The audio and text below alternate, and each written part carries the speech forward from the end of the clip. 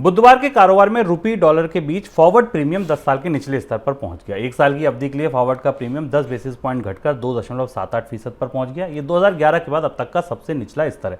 Forward premium एक line में आपको समझा दूं क्या होता है कि अगर कोई चीज़ आप अभी खरीद रहे हैं और अगर एक साल बाद खरीदेंगे तो लगभग आपको वो कितनी महंगी या कितनी सस्ती मिलेगी, इसका एक अनुमान होता है जिसे हम फॉरवर्ड मार्केट कहते हैं।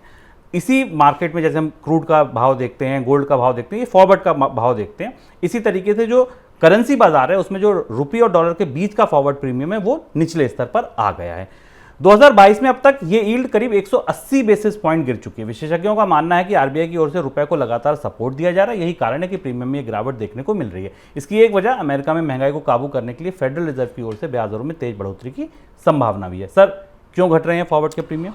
ये स्पष्ट बात है, जैसे शुभम ने आपको बताया कि रिजर्व बैंक ने फॉरवर्ड मार्केट में डॉलर्स की बड़ी बिकवाली की है या बड़े कमिटमेंट रखे हैं। उसकी दो वजह हैं कि रिजर्व बैंक ये समझने की कोशिश कर रहा है कि आने वाले समय में जब अमेरिका में महंगाई नियंत्रण में नहीं है, 75 से 100 बेसिस पॉइंट तक की कर्ज दरों में बढ़ोतरी फेडरल रिजर्व की तरफ से हो सकती है। डॉलर इंडेक्स आज पहले से ही 110-109 के आसपास घूम रहा है, तो रुपए पर आने वाले समय में गहरा दबाव बनने वाला है और उस दबाव को कम करने के लिए बाजार में डॉलर की कमी ना हो, मांग पर्याप्त बनी रहे, रिजर्व बैंक ने अपनी पूरी फौज अपने विदेशी मुद्रा भंडार को लगा दिया और फॉरवर्ड प्रीमियम पर हमें उसका असर दिख रहा है। क्योंकि रिजर्व बैंक को यह मालूम है कि जब भी ब्याज दरें बढ़ेंगी, डॉलर इंडेक्स ऊपर जाएगा तो फिर रुपए पे 80 के पार जाने का दबाव बनेगा। तो ये एक ऐसी स्ट्रेटेजी है जो स्ट्रेटेजी बाजार में जो लोग डॉलर में ट्रेड करते हैं या जिनको डॉलर की जरूरत होती है वो अभी वो उस कीमत पर डॉलर की खरीद कर सकते हैं। लेकिन ये भी बताता है कि भारत की केंद्रीय बैंक विदेशी मुद्रा पर आने वाले दबाव के संकेत दे रहा है। यानी